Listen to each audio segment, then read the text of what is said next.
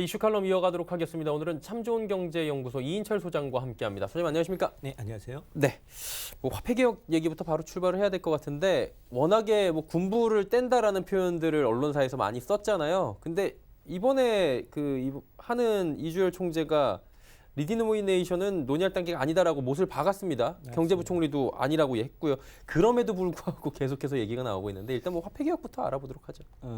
화폐 개혁. 사실은 우리가 이제 커피 전문점에 가면 가장 먼저 체감할 수 있습니다.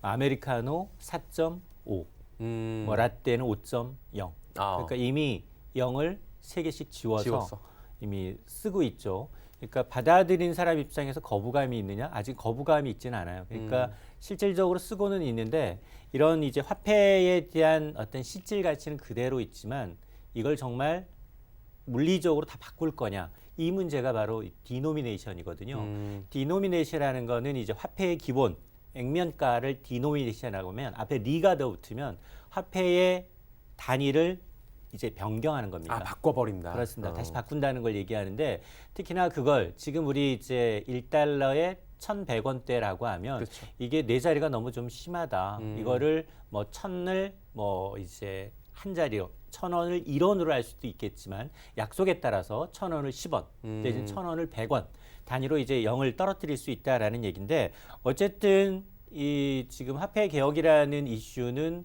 한국은행의 이 은행 어떤 총재 입장에서는 계속 이제 내걸 수밖에 없는 화두거든요.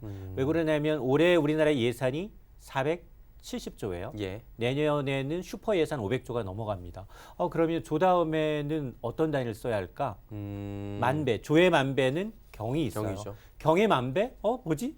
사람들이 잘 몰라요. 해. 경 다음에 해로 넘어가거든요. 예. 해 다음에 또 넘어가고 예. 넘어가고 이러다 보니까 우리가 너무 불필요하게 0이 많은 거예요. 그래서 이제 이게 좀 경제 규모가 커지는 데 반해서 우리가 이제 1962년도에 마지막으로 이제 예. 화폐 개혁을 했는데 50년 동안 반세기 넘게 안 하다 보니까 그 사이 물가는 거의 5,000배 넘게 올랐습니다. 그렇죠. 그러다 보니까 이제 화폐 개혁이라는 말이 이제 스물스물 나오고 있는 겁니다. 이게 사실 뭐 필요성에 대해서는 다들 인식을 하기 때문에 노무현 정부 당시 2004년도에도 추진을 했는데 반대론이 진짜 그 당시에 뭐 어마무시했다고 얘기가 나오더라고요. 맞습니다. 그리고 공교롭게도 이제 뭐 참여정부 이후에 이번에 이제 뭐 문재인 정부에서도 계속해서 공론화가 되기 하다 보니까 뭐 반대 여론이 비슷하게 나오는 것 같은데 왜 나오는지부터 또 들어볼까요? 맞습니다. 지금 한국은행이 말씀하신 것처럼 이주열 총재가 예. 지난달 국회 업무보고 출석해서 문을 띄워놓고는 살짝. 다시 또 어제 요 근래에는 또 아니라고 또 입장을 180도 선회했죠. 예. 바꾸고 있는데 어쨌든 지금 한국은행이 오늘 띄우고 본격적으로 국회가 이 화폐 개혁에 대한 공론화에 이제 착수를 한 건 맞습니다. 예. 특히나 다음 달이 되면 이제 이런 이제 이 화폐 개혁은 국회 기획재정위원회에서 하는데요. 여기에서 화폐 공론화 국회에서 공청회가 있습니다. 그러다 보니까 이제 이런 얘기가 나오는데 지난 2004년에는 그 박승전 하는 총재 시절에요. 예. 가장 근접하게 그나마 강하게 밀어붙였던 분이에요. 그럼에도 불구하고 당시에 재정경제부, 지금의 기획재정부가 예. 물가가 불안하다, 슈퍼 이제 인플레이션이 나타날 수 있다라는 이유로 반대를 했습니다. 그래서 결국은 무의로 끝났는데 그 이후에 2009년에 또 5만 원권이 10회가 나오면서 예. 이게 5만 원권이 나오니까 쏙 들어가는 거예요. 고액권에 대한 수요가 굉장히 줄어들고 수표 발급 물량이 줄어들고 이러다 보니까. 그런데 이런 이제 공론화 작업은 어차피 화폐 개혁을 꺼내는 거는 한국은행의 책무입니다. 경제 규모가 커지면 커질수록 뭔가를 이제 이 국제적인 위상이랄까 이런 걸 이제 좀 감안하더라도 예. 그리고 소비자들의 편익을 위해서도 바꿀 건 맞지만 그러나 이걸 하나를 바꾸는데 굉장히 여러 가지 작업이 필요합니다. 그쵸. 당장 우리가 현금 인출기에서 돈을 뽑는 기계조차도 다 바꿔야 되죠. 이식하려면 전부 다 바꿔야 됩니다. 그러니까 주식시장에서 지금 뭐 화폐 개혁주 관련주들이 움직이는 것들이 예. ATM기라든가 이런 걸 만드는 회사들이 이런 이제 이 고위급 관계자들의 말 한마디 움직이는 거거든요. 그러니까 이제 실제로 액션에 들어가느냐는 최종 결제의 문제지만 어쨌든 이제 기재부와 한국은행이 그리고 국회에서 이런 걸 논의하고 있다라는 자체가 물씬 내부적으로는 언젠가 타이밍의 문제일 뿐 이걸 하지 않겠느냐라는 기대감이 지금 반영이 수주 되는 받으면 뭐 이익으로 올라갈 테니까요. 맞습니다. 일단은 뭐 여기에 지하 경제 양성된다는 거는 저희가 일반적으로 생각을 해봤을 때는 5만 원권이 지금 그런 얘기가 있잖아요. 시장에 풀린 게 예를 들어서 5만 원권이 100장이다 그러면 30장밖에 안 돌고 있고 맞습니다. 70장은 누군가가 쥐고 있다 금처럼 맞습니다. 이거 개혁해 버리면 5만 원이 네. 얼마가 되는 거예요? 도대체 500원이 되는 겁니까? 그렇죠. 네. 이제 예를 들자면 5만 원권을 만약 1000대1로 화폐 계획을 개혁을 한다면 해버리면 이거는 50원이 되는 거죠. 50원이 되네요. 네, 50원이 돼서 다 꺼내겠네요. 그래야 됩니다. 네. 왜냐하면 국권과 신권으로 혼용을 하는 기간은 있지만 결국은 국권은 못 씁니다. 그렇죠. 그러니까 지금 우리는 그동안 지금 신용카드가 거의 보편화돼 있어서 무슨 지하 경제냐 그건 이미 과거 얘기다라고 할 텐데 이번 버닝썬 사건을 계기로 보더라도 이런 이제 유통업계에서는 은연중에 어마어마하죠. 현금만을 유통을 하면서 그걸 보관하고 있다는 수요가 있다는 겁니다. 네. 거기다가 화폐라는 건 유통이 돼야 되거든요. 그쵸. 근데 유통이 안 되고 있다는 거예요. 5만 원권이. 그처럼 10장 중에 정말 일반 직장인들의 경우에 지갑에는 한두 장, 서너 장인데 집에 금고에, 마늘밭에, 사과 상자에, 괴짝에, 네. 금고에 이렇게 처박혀 있는 돈들을 꺼내야 된다는 겁니다. 그러다 보니까 뭐 그런 수요 당연히 있겠고요. 또 하나가 이런 이제 이 과거 OECD 경제협력개발기구 선진국 가운데 과연 우리나라처럼 달러와의 화폐 교환 비율이 4자릿수 있는 국가가 있느냐를 따져보면 우리나라가 유일합니다. 뭐 파운드나 유로나 다 지금 1대1 교환 비율 정도로 지금 맞습니다. 1점 몇 대 1 이렇게 움직이니까 네. 위상에도 지금 맞지 않다. 그런 위상에도 맞지 않다라는 거고 그리고 불편함? 이제 우리가 이게 영이 많다 보니까 노인분들은 사실은 이게 헷갈려요. 그렇습니다. 네. 이게 사실 0을 하나 더 잘름으로 해서 잘못 누름으로 해서 이제 오류되는 것들이 꽤 있기 때문에 이런 것들 때문이라도 좀 하자라는 얘기고 그러나 반대의 부작용도 사실 만만치가 않아요. 물가가 착시 효과가 나타나서 갑자기 올라갈 것 같은 느낌이 들거든요. 맞습니다. 예. 저는 뭐 가서 이제 나 신차 샀어. 5만 원짜리 신차 샀어. 외제차야. 그리고 강남에 20억짜리 아파트를 200만 원이야? 그렇습니다. 200만 원짜리 아파트 하나 샀는데 자기 월급이 3,000원으로 줄어든 건 모르고 가치적으로 굉장히 저렴하다고 그쵸. 느끼거든요. 거기다 이게 우수리 이제 인플레이션이라고 해서 4.9 이걸 5로 올려도 거의 거부감이 없어요. 그런 이제 올리는 현상이 나타나다 보니까 이게 가장 큰 문제고 또 하나가 이제 이 교체 비용도 만만치가 않아요. 신권과 국권을 다시 한꺼번에 다 바꿔야 되는 작업이기 때문에 예. 앞서 뭐 현금 인출기도 마찬가지입니다만 기회외 회계 시스템, 전산 시스템 이런 것들을 모두 다 이제 바꿔야 되는 것들이기 때문에 이런 이 국민 생활에 미치는 이제 파급 효과 예. 그리고 이제 정부나 이제 한은의 경우에는 지금 어제 한은이 올해 물가 성장률 전망치 1.1% 예. 굉장히 낮은 거거든요. 그렇죠. 우리가 체감하고와는 좀 달리 지표 물가는 굉장히 낮기 때문에 이런 낮은 시기 해야 된다라는 당위성은 있지만 그러나 이 하이퍼 인플레이션이 이제 도래할 수 있고 특히나 부동산은 이게 굉장히 민감하거든요. 맞아요. 그러다 보니까 이제 이런 반대 여론을 어떻게 극복하느냐 이걸 누가 이제 고양이 목에 방울을 달겠느냐 예. 이게 국민연금 개혁과 비슷합니다.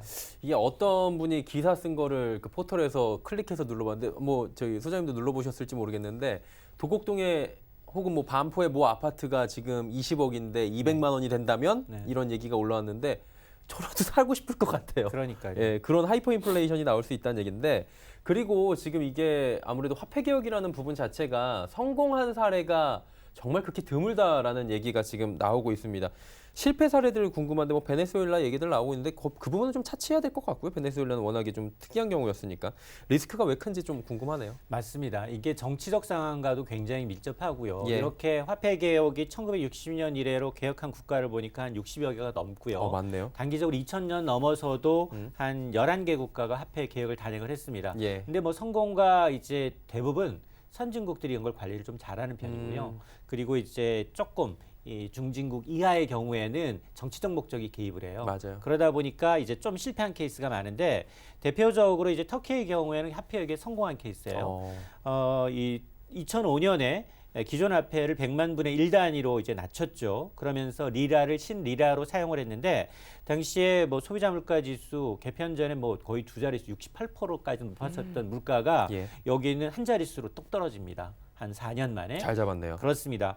이외에도 뭐 루마니아, 아제르바이잔 이런 국가들이 이제 성공 사례였고 실패한 사례가 사실 더 많다라고 앞서 지적을 해주셨는데 뭐 짐바브웨, 북한, 뭐 마찬가지로 베네수엘라도 이제 리디노미네이션의 역효과를 잡지 못하고 개혁에 실패한 국가로 꼽히는데 예. 짐바브웨는 무려 2006년부터 3차례 걸쳐서 합니다. 그 유행이었잖아요. 그 나라 화폐 몇 경짜리 이렇게 네. 판다는 거요. 그러면서 근데도 예. 불구하고 연 2천만 %에 달하는 인플레이션 잡기는 무리였고요. 북한도 뭐 화폐 개혁 조금 다릅니다. 북한은 화폐 개혁에 좀 실패한 사례인데 예. 2009년에 화폐 가치를 100분의 1 단위로 낮췄지만 오히려 식량 수급 불안, 불균형 등 사회 혼란만 더 가중됐다라는 이 분석이 있기 때문에 이 화폐 개혁이라는 건 처한 국가의 상황 그리고 정치적 리더십이 예. 얼마나 확고하게 돼 있느냐가 가장 중요합니다. 그 이제 뭐 자연스럽게 이 모든 걸 지금 결정을 해야 되고 준비를 해야 되는 곳이 하는인데 하는 쪽으로 다시 뭐 시선을 조금 돌려보도록 하겠습니다. 금통위가 어제 열렸고 그곳에서 이거 안 한다고 한 거잖아요. 근데 맞습니다. 더 중요한 건 이 부분도 있지만 경제 성장률 하향 조정을 한 거예요. 결국에는 1년 사이에 4차례 하락했고 지금 성장률 전망치가 아직도 바닥이 더 있냐라는 부분에 대해서도 많은 부분이 이견을 두고 있는데 어때요? 계속해서 조정이 되고 있는데 원인이 뭐 경기가 그냥 안 좋아서 그런 겁니까? 이 정도면 예. 사실은 전망은 정말 전망일 뿐이다. 예. 그러니까 1년 전 2.9였던 올해 그렇죠. 성장률 전망치가 지금 5까지 2.5%까지 낮아졌어요. 예. 자, 그러면 이게 왜 전망치를 이렇게 낮춰줬다면 경제 전망을 잘못했다거나 우리 경제가 본격적인 침체 국면에 들어갔다거나 이런 여러 가지 분석이 나올 수밖에 없는데 일단은 이제 한은의 이유는 이겁니다. 일단 글로벌 경제가 지난해 하반기부터 급격히 둔화되고 있다. 네. 그리고 우리는 수출, 내수, 투자 모두 다 안 좋은 상황이죠. 그렇죠. 이로 인해서 특히나 반도체 가격 급락은 굉장히 민감한 사안입니다.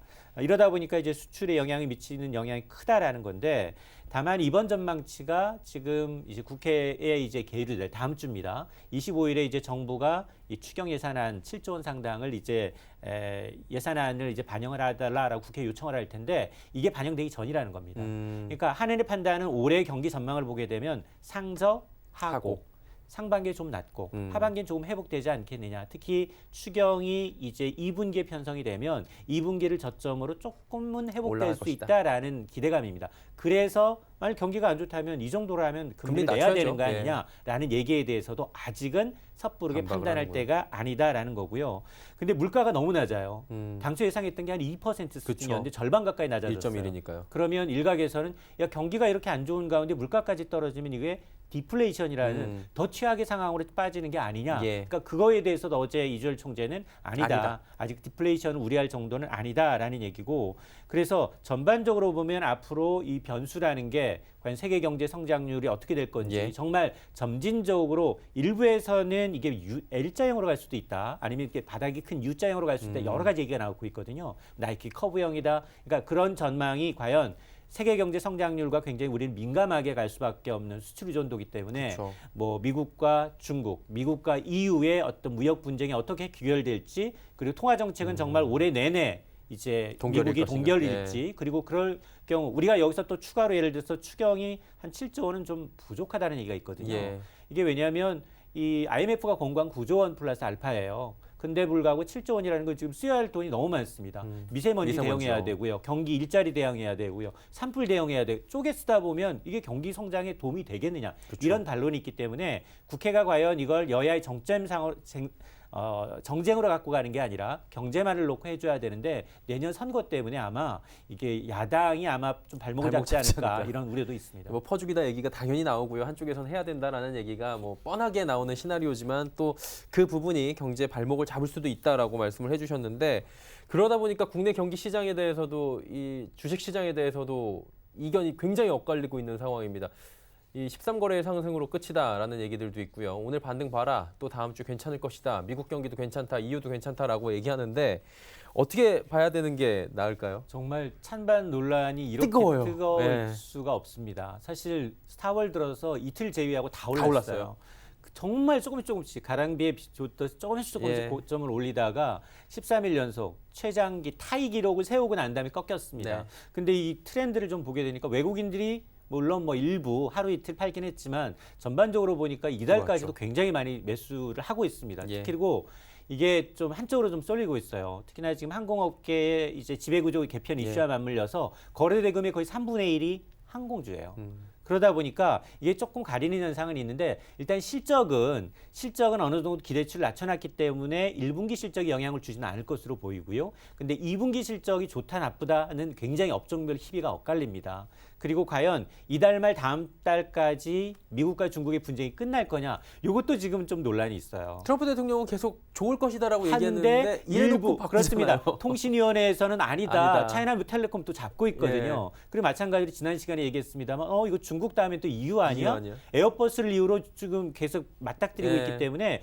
실제로 뚜껑을 열어봐야 되는 겁니다. 그러니까 저는 물론 이 타이밍상 외국인의 경우에는 줄곧 올해 한 6조 원 넘게 쓸어 담았기 매수했죠. 때문에 매도할 적절하게 지금 매도를 한다 하더라도 이익이거든요. 그러니까 타이밍은 맞지만 과연 경기가 좋아진다라고 하면 어차피 위험 자산을 더 늘려야 하는 포지션이기 그쵸. 때문에 그런 걸 좀 확인할 필요는 있습니다. 네. 일단은 포지션상으로 봤을 때는 하락 포지션도 분명히 있긴 하지만 경기 자체의 순환되는 정도나 이슈에 따라서 아직까지는 조금 더 갈 수도 있기 때문에 지금은 굉장히 팽팽하게 맞설 수밖에 없는 상황이다라고 정리를 해주셨습니다. 참 좋은 경제연구소의 이인철 소장과 오늘 이야기 나눠봤습니다. 고맙습니다.